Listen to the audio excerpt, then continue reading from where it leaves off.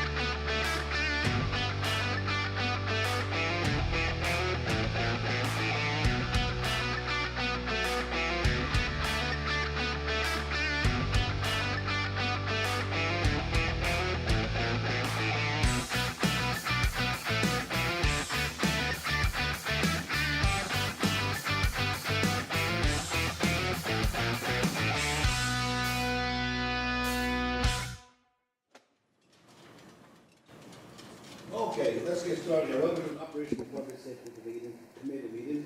Today is Tuesday, June 21st. We'll get started. I'm gonna keep my mic on. Yes, my mic is on. I just call the meeting to order. Kim? Thank you. Council President Boyce. Here. Councilmember Fincher. Here. Councilmember Kaur. Councilmember Larmer. Here. Councilmember Michaud. Here. Councilmember Thomas. Here. Councilmember Troutner. Here. Thank you. Okay, Kim, we got 5 items on our agenda for tonight. That's a motion to approve the agenda. So moved. Second. Been moved and seconded. Any discussion? Seeing none, all in favor, 65% aye. Aye. Aye. All opposed? Then the record show unanimous passing. Move on to item number 4, business. Item A, approval of the minutes from June 7th. Mr. Chair, I'd move for approval of the June 7th, 2022 minutes. Second. Motion is second. Any discussion? Seeing none, all in favor signify by saying aye. Aye. All opposed? Let the record show unanimous pass. Item number B. Bill microphone. I said, It was on. Sorry. We'll move on to item number B, payments of the bills. Mr. Chair, I'd move that we pay the bills. I have a motion of a second. Second. And a motion is second. Any discussion?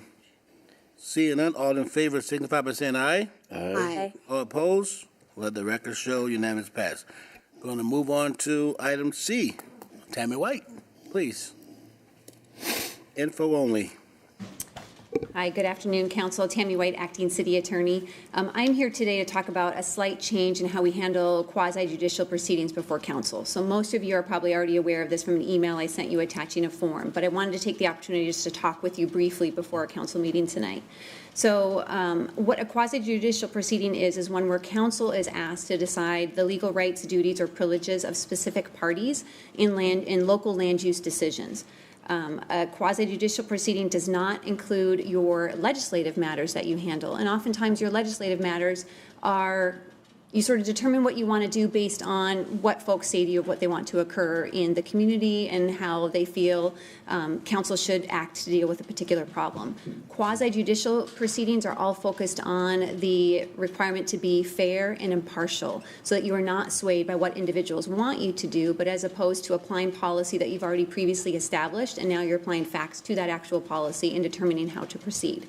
So what has happened in the past is your former city attorney, now interim CAO, would get up and have sort of an oral colloquy with you on the record, ask a number of questions, and then ask you to respond back.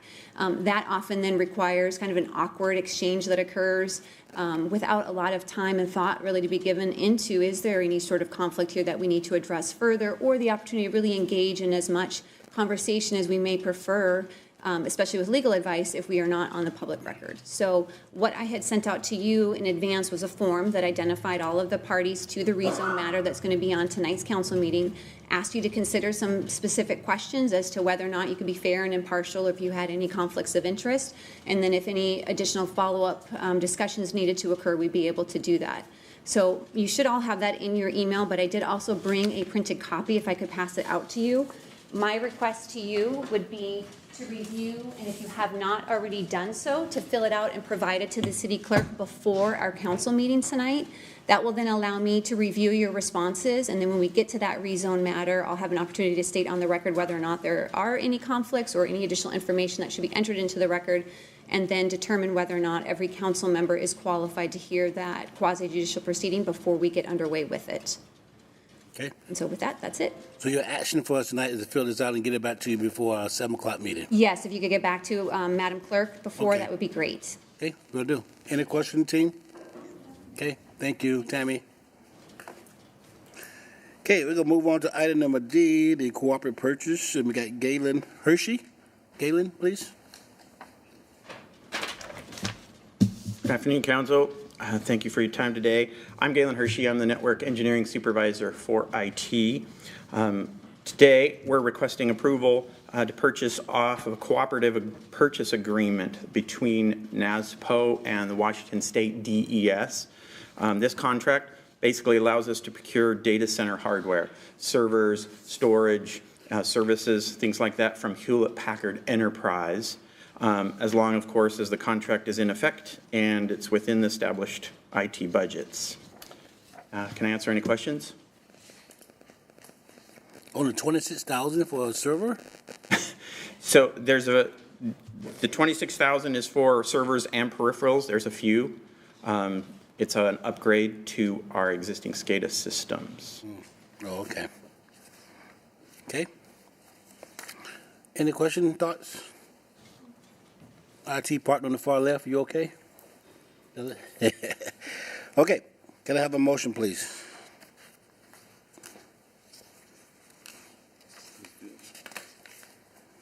Go for it. How about you, Marley, please? I'm sorry. There we go.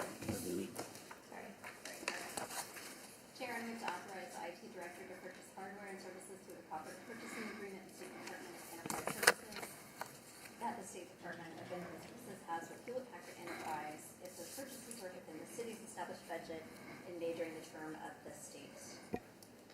state contract. Second. Motion is second. Any discussion? Seeing none, all in favor signify by saying aye. Aye. All opposed? Let the record show unanimous pass. Okay, move on to item E. Assistant Chief Kasner. I'll take a picture of it and I'll do it. Okay, thank you. Good afternoon, Council President, Council members. Thank you for your time. I'm Assistant Chief Jared Kasner, and I'm here today for Cooperative Purchasing Agreement with Dooley Enterprises Incorporated. We currently have a agreement with them under DES, the department or the state contract system. We have been purchasing our ammunition through this company. Our staff member has discovered that we haven't received formal approval, and so I bring it forward to you today that you may ratify that, and we continue to use this company to buy our ammunition. We've provided documents of a ledger that shows what we've purchased since 2017 and the cost. It's under two budget line items coming from the general fund as well as the criminal justice fund, and we remain in those budget items and do not go over. Okay. Any question, thoughts, concern? Okay, Tony, have a motion, please? Yes, thank you, Mr. Chair. I move to authorize the Police Department to purchase ammunition through the Cooperative Purchasing Agreement the State Department of Enterprise Services has with Dooley Enterprises Incorporated, if those purchases are within the city's established budgets and made during the term of the state contract, and ratify the city's past purchases with this vendor. Second. Got a motion and a second. Any discussion? Seeing none, all in favor signify by saying aye. Aye. All opposed? Let the record show unanimous pass. Thank you, Thank you Chief. for your time. Okay. Move on to item F. And it's info only, flock safety. Chief. Good afternoon, members of the council. Thank you for allowing me to present this information. I wanted to give the council background on a pilot program that we are looking to start in the next coming weeks with flock safety systems. This is, we are working with legal to finalize an agreement for the pilot. Once we have that completed, we intend to move forward and conduct the study. So what are we, why are we researching this technology? You've heard me speak at prior presentations about the challenges with our staffing, the reform laws, and the increase in crime that have kind of pushed us into a very much so reactive state of law enforcement response. So we're going to things after they occur, which is not ideal. You also heard me say that if that is the situation we are in, we are going to focus on the tools and technology that will assist us in investigating these crimes after the fact. And so this is one of those efforts, one of the tools we are looking at. So what is Flock and how does it work? Flock is a company that works with safety systems and companies both with law enforcement agencies, they're in over 1,000 departments across the country, and with private citizens, many of which are homeowners associations in over about 1,500 cities in the U.S. In Washington, they are just emerging with the technology here. We have several agencies such as Yakima that have already installed and are using these successfully. But more locally, Des Moines, Tukwila, Kent, and potentially Renton are going in on these cameras because there's a networking capability to these that I'll talk about. Flock uses automated license plate readers, ALPRs, cameras to detect vehicles associated with criminal activity. They record date and time, location of these vehicles, as well as the vehicle registration information when researched. That information is made available to subscribers in the system, which would be Kent police officers and investigators.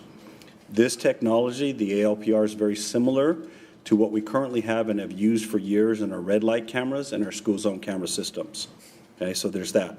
These cameras are also compliant with state law in that they only record a portion of the vehicle and the license plate and are prohibited from capturing images of the passenger compartment at all. So same regulations as our current systems. So how would they be used? The first example of how it could be used would be an incident like a shooting that occurs in a neighborhood, say up on our East Hill. A lot of times we have initial information, we have a direction of flight, say color of a car, and which directions they go. We could query our system and the cameras that are up, give as little information as a color and like sedan, say green sedan.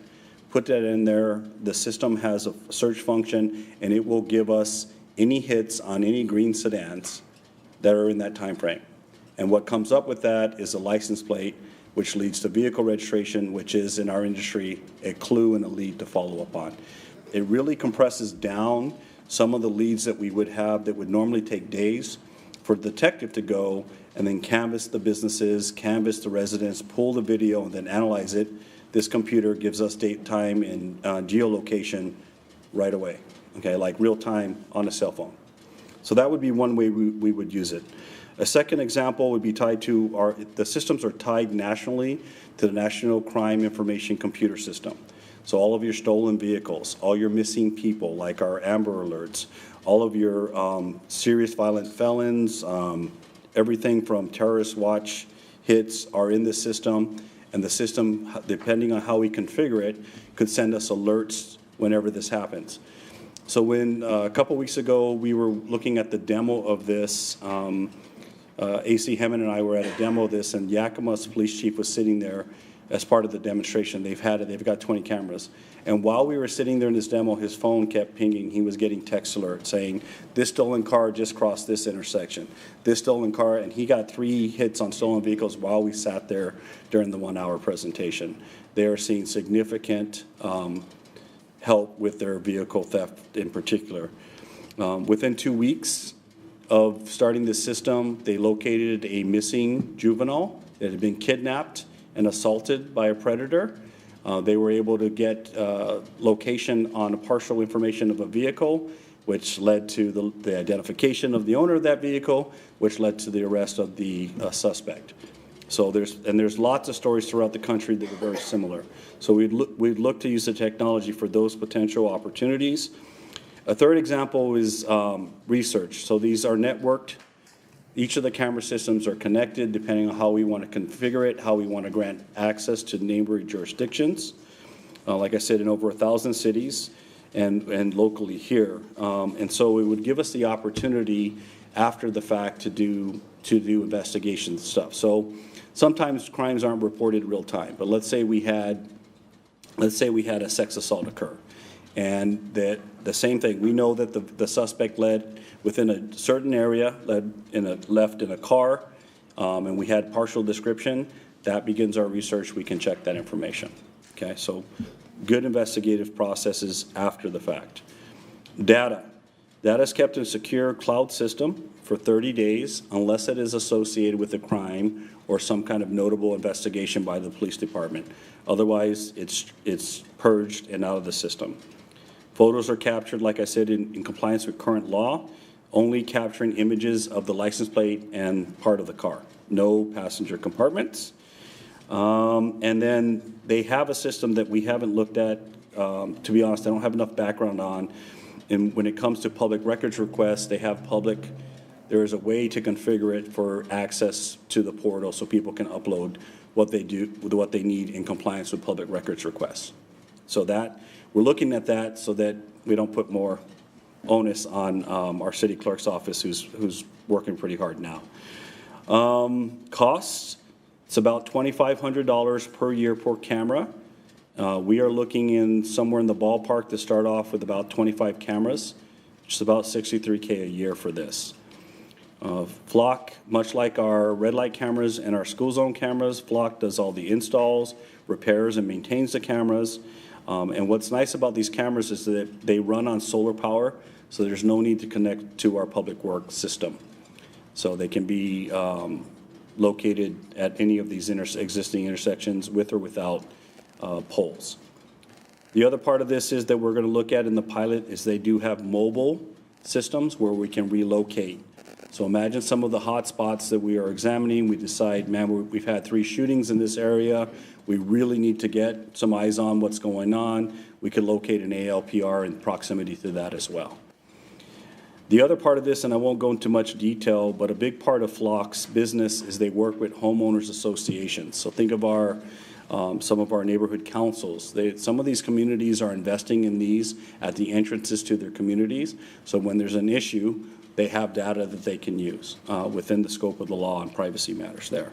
So a lot more to come. We are just exploring the technology to see how it works, if it works, and then I expect to come back and report back. If it looks like something we would recommend for investigative purposes, I will be coming back with a recommendation at that point. And I'll take questions, Mr. Chair. Mr. President. See, the city is 35 miles long, right? So how are you going to determine where you put those at? So a couple things go into that. One, we want to hit our major intersections, our major thoroughfares, and they help us kind of determine with our data. They help us kind of help configure that.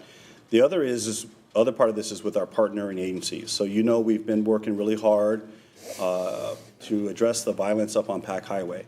Well, both Des Moines and Tukwila are already moving on installing cameras, and so we will network with them up on Pack Highway, particularly the area of 232 or KDM and Pack Highway.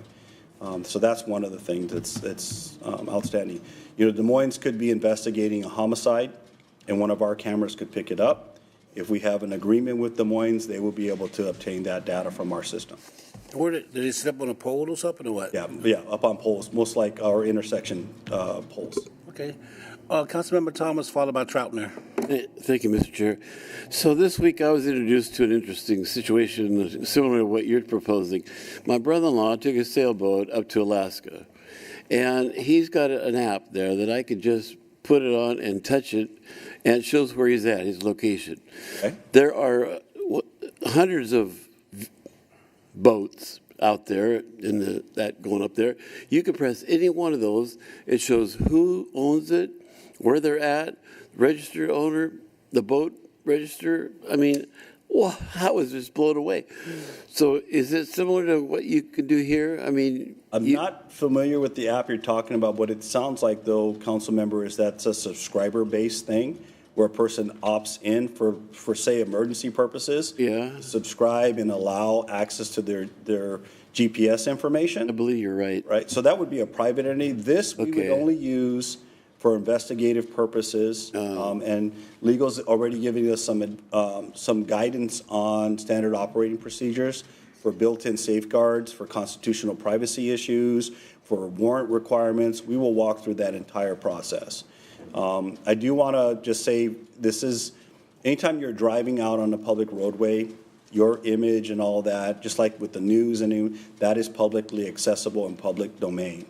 So we are not looking to change any of that, other than we have more restrictions on how we use that data as a government entity. Another question real quick. Okay, yeah. So you mentioned Des Moines and Tukwila. That's great if a car is going northbound on I-5 or whatever on Pack Highway. What about going southbound? Can you contact Washington State Patrol or be able to set up agreements with anybody in the region or in the country that utilizes this system? And once we have those agreements set up, we're basically giving permission to access the entire network, which, like I said, is over 1,000 cities in the U.S. right now. And where you visited that pilot program, the three stolen cars? That was Yakima Police. Oh, it was Yakima? What do they do? How do they respond? Do they get those guys? They do have, they've seen about an 80% increase in their recoveries of stolen cars. Awesome. The chief was very honest with me in that it created a new problem, and that at times they have more leads than they have personnel to follow up on. I think that's what I was getting at. But that's an okay problem, because right now we don't have leads or people following up on the leads we don't have. So I think it's a good problem to have. Yeah. But yeah, that was one of his things. Thank you, Mr. Chair. Tony? Thank you, Mr. Chair. First of all, I was going to ask the question about working like with Des Moines, so thank you for answering that piece. I think that's a great opportunity for us to be able to combine all of our efforts. So you mentioned like HOAs. If an HOA wanted to take part in this, would they just purchase a camera and then allow you guys to have that access, or? Yeah, we aren't looking at this part yet, but conceptually in the demo, that's exactly what. So it's a private purchase, private entity. And they would basically decide whether or not to grant us access to their data. And that would be on a neighborhood by neighborhood basis. Okay, thank you. Councilman Alarmer, followed by Fincher. So Chief, on this subscription, we were talking $2,500 per camera or a potential charge of $63K. Is that? Would we be purchasing cameras ourselves outside of what an HOA might purchase, or? Great question. So we lease these cameras, we don't own them. So Flock controls them the entire time for the length of our agreement with them. And that would be the same for HOA. So the $2,500, so if an HOA purchases the camera for their neighborhood, are we still paying $2,500 for data access to that camera? No. We would have to look at walking down an agreement with the HOA, but my stance would be if they'd like us to help us with their issues, they should share their data, but that's up to them. And there shouldn't be an impact to the city in terms of costs. Okay, but we're looking at purchasing some ourselves. That's for our criminal investigation. Okay. The other question is, what does it capture for like non-vehicular assaults or crimes? So the images are just like, so with our red light cameras, it only takes pictures of license plates and the surrounding adjoining parts of the car. That's it. So if you walk by this thing as a pedestrian, it's not recording that. Okay. It's looking for the license plate readers are looking for license plates. Now, what could happen, and this has happened with our current ALPRs, if you have someone that goes by that has, say, a sign about the size of a license plate that has letters and numbers of it, it'll take a picture of that thinking that it's a license plate, and then we get a notice that it's not a license plate. Okay. What about motorcycles? Sorry? What about motorcycles? I believe it gets motorcycle license plates. Okay. Okay. And then last question, what are we, and perhaps this is what you're working with the city attorney on, but what is our policy if we get if it's a partial license plate? I guess I'm just concerned about hey, it was a gray Toyota and we only have the first three letters. Right. That could be dozens of cars in the city that we're now stopping. It could be. Realize though that when we're doing an investigation, when we're talking about a time frame. So let's say, for instance, we had a shooting today at 2:00 this afternoon. The investigators would probably back up an hour before and an hour after that shooting and look at that data set specifically. And then realizing that the license plate hit is not probable cause, it's a lead. It's something to follow up on and ask more questions about and do more investigating. It does not get us to a point of arrest just like that. Okay, thank you. You good, Marley? I'm good, thank you. Councilman Fincher? Thank you, Mr. President. Sorry. So I'm concerned about the new laws that inhibit some of the car chases. Mm-hmm. So you find the cars, there were the 3 hits, you go after the car and then the car decides not to stop. What happens in that case? Then my second question would be, does it also recognize in the event of the reverse where there should be a license plate there and there's not one? So thinking about, I'm going to go commit a crime, I cover up or remove my license plate. Yeah, great question. I'll answer the second one first. I probably don't want to advertise this, but it won't capture data for a plate that's not there, right? So if it's covered or it's just been removed from the car, then we're going to probably be out of luck. So which is why enforcing unlicensed vehicles should at some point try to continue to be a priority, right? Because that's the downside to it. To your first question, we will follow the law in terms of pursuit. So for most of these, if it's a stolen car, we will not pursue. But what's different is this, if we conceivably down the road, if there are enough of these cameras at intersections, what ends up happening is that we start getting hits to close proximity to where the car stops. That's how Yakima has seen an 80% increase in their vehicle recoveries, because it gives us a last known location to start looking at. And that's how we would use it after the fact. We may not be able to arrest offenders who steal the cars, but one of the goals of ours is to get people their cars back. And this helps with that. Okay, thank you. Let me go say, Xander, do you have any questions, Andrea? Okay. Could I follow up on Marley's question? Thank you, Mr. Chair. So if you got the license plate, that gives you, you said, the home address too, does it? The registered owner? That is correct. So in that sense, does that kind of answer what Marley was asking about? If I recall correctly, and correct me if I'm wrong, council member, there was a question about whether we would have to pay to get the information from the HOAs. Oh, no, not the HOAs. I'm sorry. No, it was, I'm sorry, Marley, I forgot what it was, but it had to do with finding the individual, you know, that has stolen the car. And so if you get the license plate, you can get the home address and go possibly make the arrest. That's not the person who stole the car. The car registered in your name. I know. And I stole the car. I know. You look it up and go to your house, and I'm. Yeah.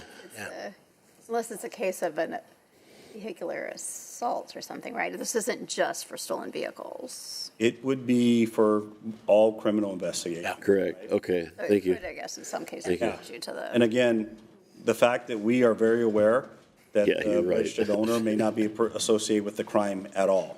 So we approach the investigation that way. Okay. Any question, guys? Are you looking for a thumbs up with us? Or? This is just information for now, Council President.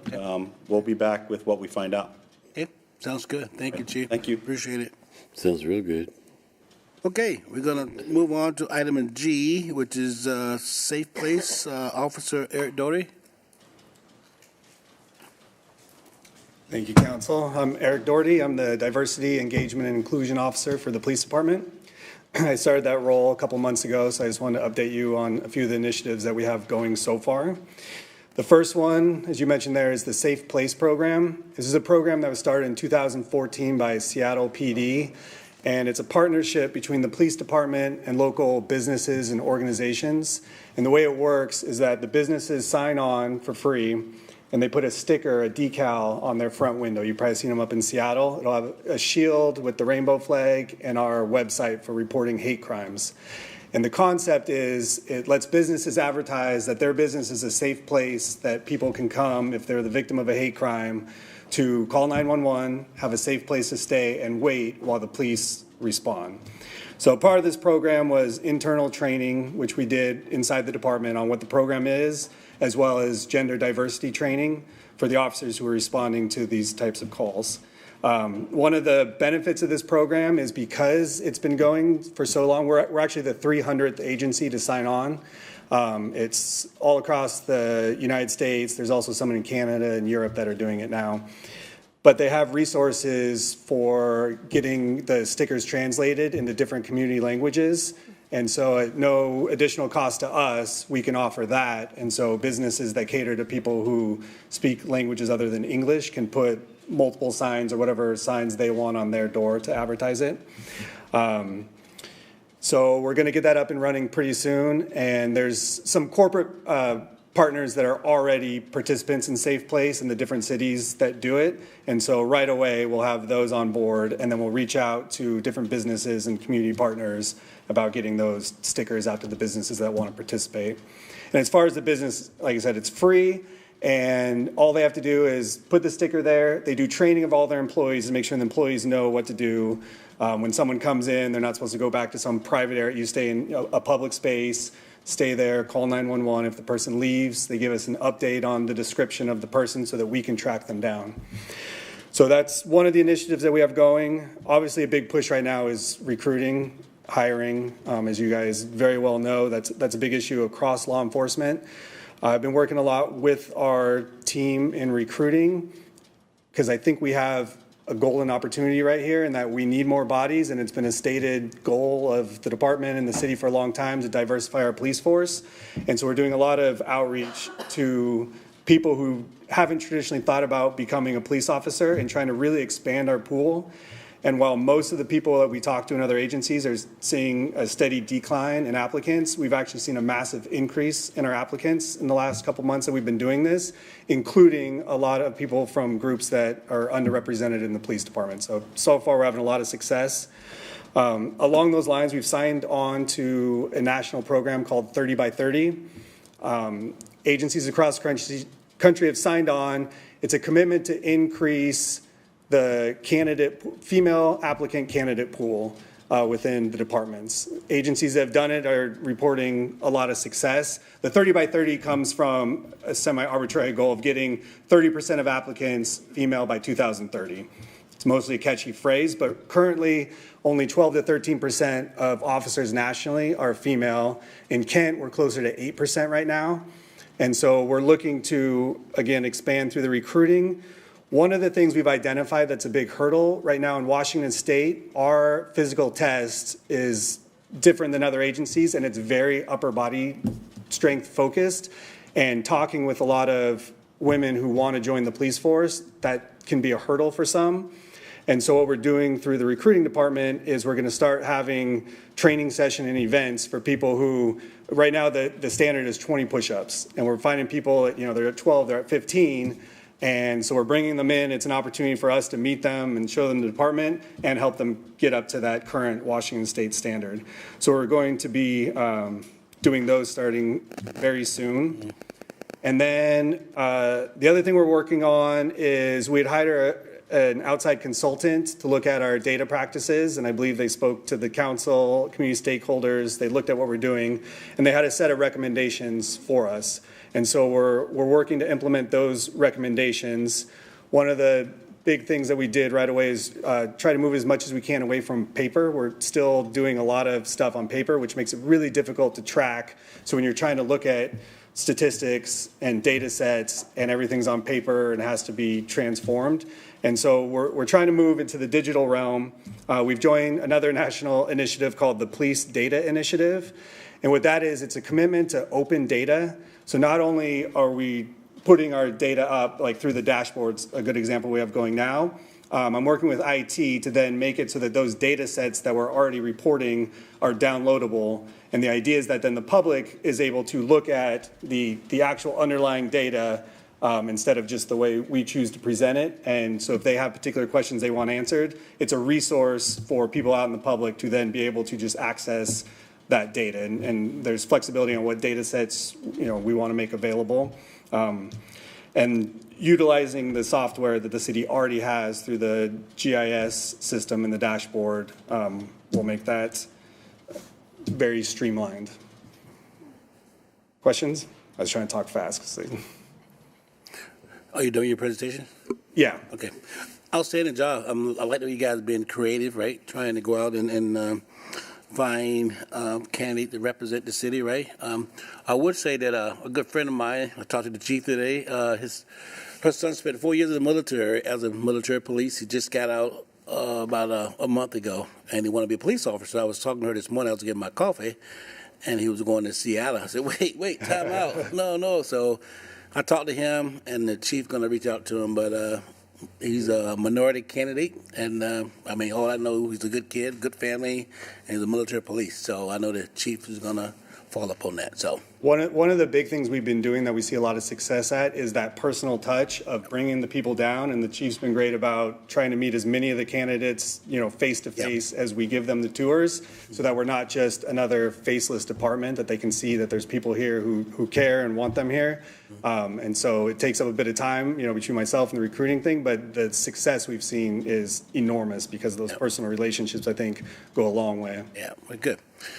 Okay, and he went to Kentwood, so he's a conqueror, so he got to be good. So. Councilmember Fincher. Thank you, Mr. President. First of all, thank you very much. Having the cadets, you were up there, officers were at both Juneteenth this weekend and at the Kent International Festival, and part of recruiting people of color is being where people of color are. So I really appreciate that. I know that you guys have been there before, but I was really happy to see all the cadets out there. Yes. So with the data, would you now be able to tell if I was walking down the street at midnight, I get stopped, everything checks out, I go on my way, officer goes on their way. Is there a record of where that stop was, of me, my age, my demographic information? Is that captured now? So currently, the only thing that would capture that if the officer doesn't write a report would be the CAD system. And so the CAD system doesn't have a mechanism in there for the demographics. And so that was one of the recommendations that this report had. So that's one of the things that we're trying to add to our existing systems. And as you're probably aware, we're transitioning into a new report writing system. And so part of it is that I've been on those IT teams to look at making sure that as we build that new system, stuff like that is built into it, and it's not something that is a gap that was identified in there. Okay. I hate to cold shot you, but if you want to preview the app. Oh, okay, yeah. So more specifically to that, so using the GIS software that we have within the city, I was able to develop an app that officers can have either on their phone or in the car, which will add that data with just a couple clicks of buttons. And so it'll run. Unfortunately, the systems still don't talk to each other. So you'll have your CAD up as you normally would, but this allows a separate system that will then be cross-referenced by the CAD number, where they will add that. And so it's still in the pilot program phase as we're working out the kinks in it, but it will capture all of that. It will capture when officers use discretion, so on traffic stops, which we historically haven't captured. And so that will be something that will, while we're building this new system, will give us an immediate ability to track those sort of questions. Good to hear. Okay, we have Councilmember Troutner, followed by Lawmer. Thank you, Council President. I just kind of want to give a shout out to the recruiting team because they are going out there in the community and meeting our residents and people, all over the place where they are. But I kind of want to give a shout out to Councilmember Michaud. I'm sure you thought that somebody might bring this up, but on Saturday down at the Kent International Festival, she did 20 push-ups like it was nothing, and it was pretty amazing. So there are people out there that can do it, and I know there's a video, and it was a great example of, somebody out there showing how to do it. So thank you. I was hoping she would be here tonight. I was going to challenge her tonight, so it got me fired up.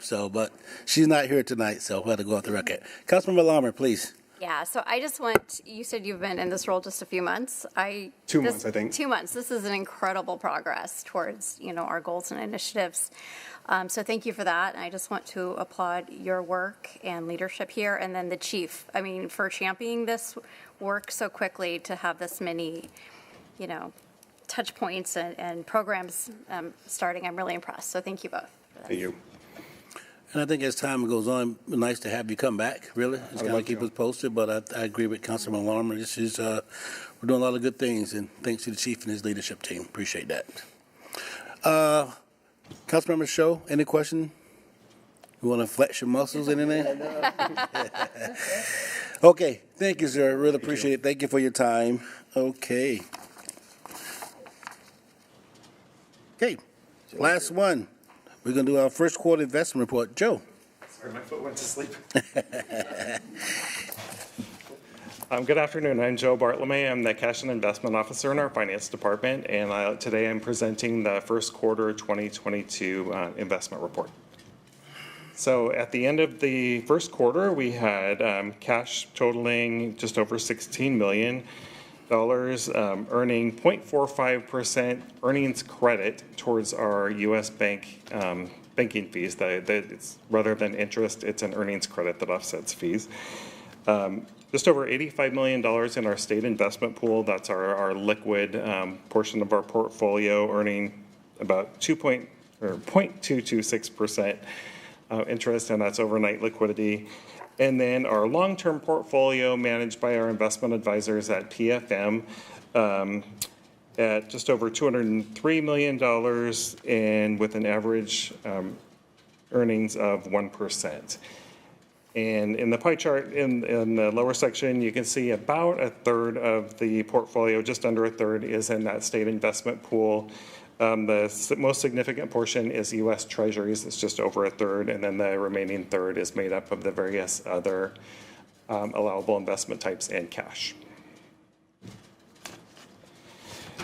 Next, we have our 5-month comparison of total cash and investments by type. And this demonstrates the increase year over year. In the middle there, the two sections, the LGIP, the state investment pool, is that purplish color, and the other investments, the long-term portfolio, is that yellow-orange color. Mid-2021, we reallocated some of our portfolio to put more in long-term investments and less in that liquid portfolio. Next, we have our 3-year comparison, and this is total cash and investments combined. And you can see that year-over-year increase with the significant increase in 2021, and that reflects those one-time funds that we received, the ARPA funds and the streamlined sales tax one-time mitigation funds that we received. So there were some significant one-time funds that really increased the balance in 2021. Next, we have quarterly interest earnings. It's a 5-quarter comparison. Earnings were down, reflecting the market in 2021 and early 2022 with the lower yields that were available. The good news is rates are increasing now, so as our current investments mature, we'll have the opportunity to reinvest at those higher rates. Next, we have our total cash and investments by fund. This shows of that total portfolio how much of that belongs to each of the various funds throughout the city. Significant portions are in the general fund, the various capital and utility funds, as well as the insurance fund. This slide reflects just the long-term portfolio that's managed by our advisors at PFM. So this excludes cash and the state investment pool. And if you look at the bar graph in the lower left-hand corner there, that shows our laddered portfolio. We're heavy in the 1 to 2 year maturities. And again, that's a good thing now that rates are rising. We'll have an opportunity to reinvest at the higher rates. We'll likely see the maturities raised a little higher in the long-term portion of the portfolio out to 5 years. Next, we have our sector allocation analysis, and this demonstrates policy compliance. So all of the various investment types, including cash and the state investment pool, are well within policy compliance. We have an allowable portion for each type, and everything is well within our established compliance. And then lastly, we have sector allocation review. This is the managed portfolio only, excluding cash in the state investment pool. And this shows the security allocation comparison over 4 years, including 4 quarters, excuse me, including the balances by quarter. Any questions? Thank you, Joe. Good job as usual. Doing a good job of managing the fund, so keep it up. Any question, council member? No. Hey, all righty. Thank you for the report. Appreciate it.